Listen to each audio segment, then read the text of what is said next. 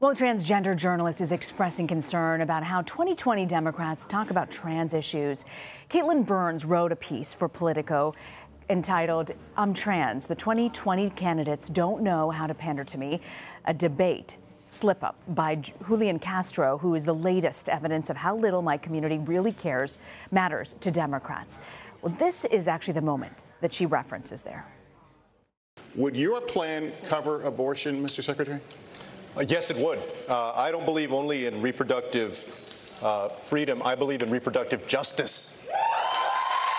And what that means is that just because a woman, or let's also not forget someone in the trans community, a trans female, is poor, doesn't mean they shouldn't have the right to exercise that right to choose. And so I absolutely would cover the right to have an abortion. Freelance journalist Katelyn Burns penned that article, and she joins me now from our Washington bureau. She's the first openly transgender Capitol Hill reporter in U.S. history. So, Katelyn, explain for our viewers who might not really have gotten it, what was wrong with what Castro said there? So he said trans females, and the issue that my community took with that is trans females to us it represents transgender women or those who are assigned male at birth, such as myself. And the people who actually need abortion care, who I believe Secretary Castro was addressing, are trans men or trans masculine people.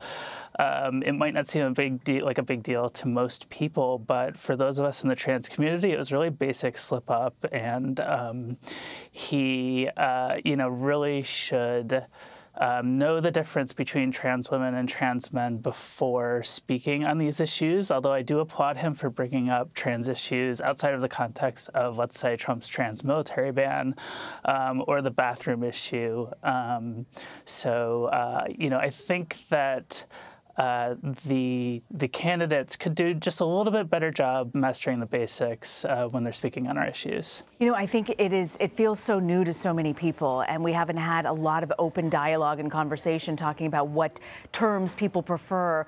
But, as you acknowledge in the article, the trans community in the U.S. is not large enough to actually swing an election. And according to statistics we looked up in 2016, UCLA estimated 1.4 million U.S. adults identify as transgender. That's not an insignificant group. What do you want to hear candidates addressed? What do you want them to be asked in the next debate? Yeah, like I said, I applaud Secretary Castro for bringing up the reproductive health needs of the trans community in the first place.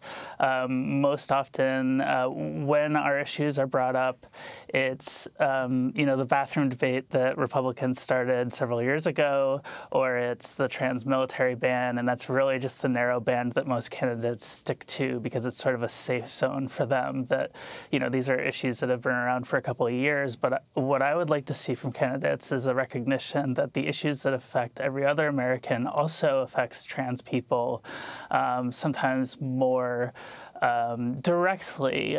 For example, trans women of color are significantly more likely to be unemployed than the general population. So when you're speaking about unemployment, recognize the systemic issues that trans women of color, Black trans women face, trans people of color in general, when you're speaking to healthcare access or you're speaking to unemployment issues. That's what I would like to see from candidates, as well as, addressing the sort of slam dunk issues for Democrats like the military ban. But again, it all starts with getting the basics right. If you fumble the delivery right off the bat, we're just going to tune you out as a community. So with that in mind, is there a candidate you feel might be better for the trans community? I don't have a specific candidate. I have my eye on a couple of them. I think Senator Gillibrand particularly has a strong record when it comes to trans issues. She introduced the bill that would roll back the military ban, and she was the first 2020 candidate to call for a third gender option on federal IDs, like passports. So I think her record in particular is strong. But, you know, to varying degrees, each of the candidates that are running are, you know, trans allies. And I think that, you know, any one of them would be an improvement over the current administration, given how many attacks Trump has launched against my community.